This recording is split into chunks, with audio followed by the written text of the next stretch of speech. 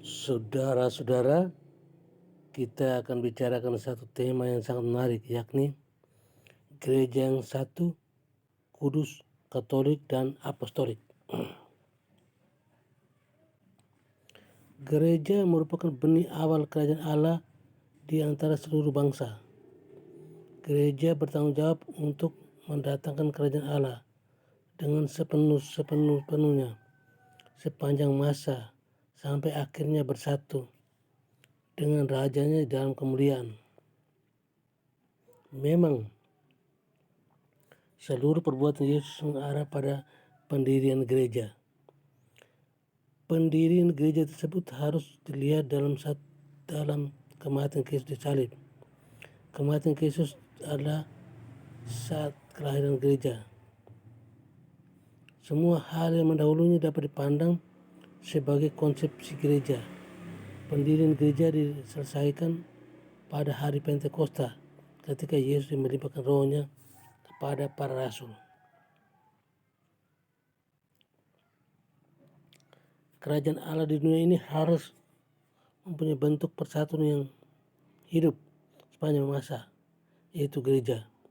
Gereja kelihatannya dibangun oleh khotbah para rasul, tapi bukan mereka yang mengadakannya. Mereka hanya bertindak atas nama.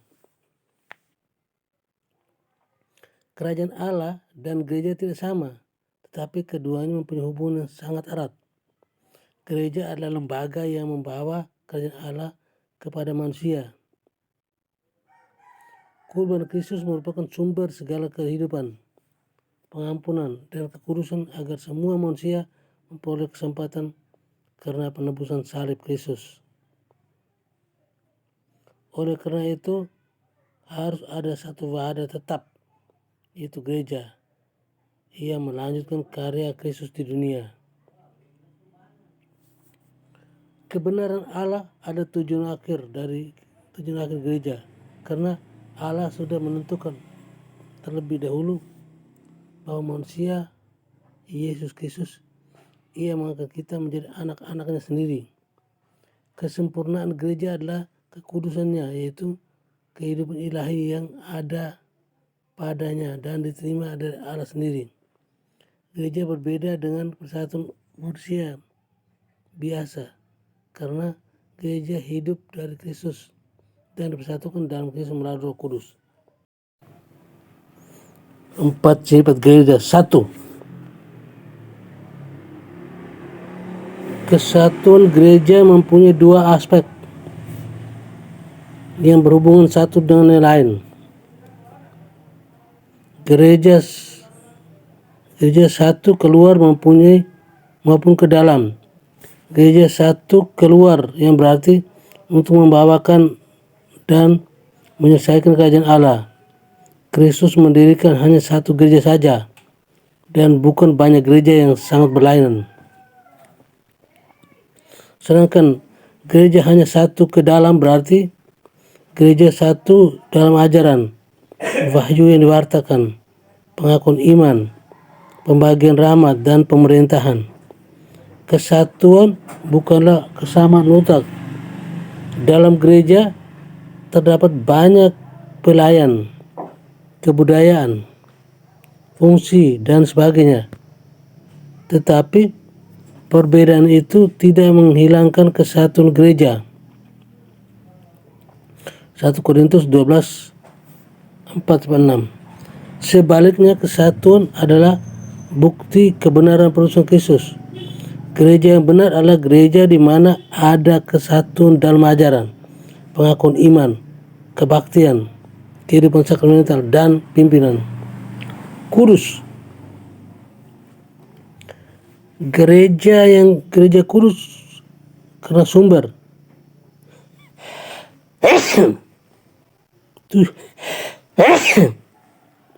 tujuan, dan unsur-unsur lain yang ada di dalamnya adalah kudus. Gereja menerima kekudusan dari Yesus. Yesus menderita bagi kekudusan gereja. Gereja adalah Kristus bersama dengan umat beriman, bersatu dalam Roh Kudus. Atau dengan kata lain, gereja adalah umat yang hidup dalam Kristus, sehingga gereja tidak mungkin berdosa. Dosa berasal dari kelemahan kodrat manusia, tetapi gereja telah menerima kuasa dari Kristus dan Roh Kudus untuk mengampuni dosa. Melalui sakramen baptis dan sakramen krisma, gereja dibersihkan dalam darah Kristus.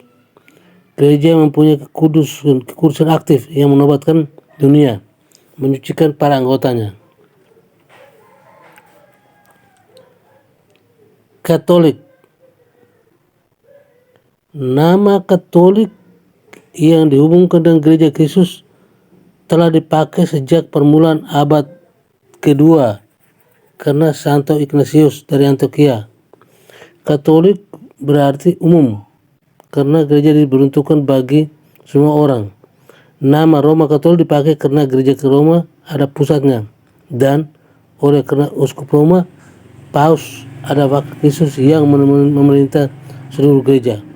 Sifat Katolik tidak berarti mencakup semua orang di dunia ini. Sifat Katolik harus diartikan bahwa ia dapat diketemukan di seluruh dunia. Kita bangga karena sifat Katolik telah terpelihara selama hampir 21 abad karena ilahi yang kudus. Kekuatan manusiawi saja tidak mungkin mempertahankannya. Gereja memiliki kebenaran ilahi dalam kekatolikannya. Apostolik berarti gereja yang sekarang ini dengan ajarannya, susunan hierarki dan pelayanannya identik dengan apa yang diajarkan oleh para rasul. Gereja Katolik secara fundamental benar-benar identik dengan gereja para rasul. Gereja bersatu dengan Kristus melalui para rasul. Tahta Santo Petrus di Roma merupakan pusat gereja Katolik. Di sana para paus saling berganti sejak Santo Petrus. Gereja Katolik ada dalam persatuan yang utuh dengan pengganti Santo Petrus. Gereja Kristus yang benar didirikan Yesus di atas para rasul, di mana terdapat pengganti yang sah. Gereja Katolik identik dengan apa yang telah didirikan oleh Yesus. Ada suatu bukti yang tidak dapat diragukan lagi. Akhirnya, karena imamat umum kita semua dipanggil untuk menjadi saksi Kristus dengan perbuatan dan perkataan, entah di rumah, di pasar, atau di mana saja. Kita dipanggil untuk menanam dan membela kebenaran, keadilan, dan cinta kasih. Kita bertanggung jawab atas kemajuan gereja yang satu, kudus, Katolik, dan apostolik. Oke, sekian dan terima kasih.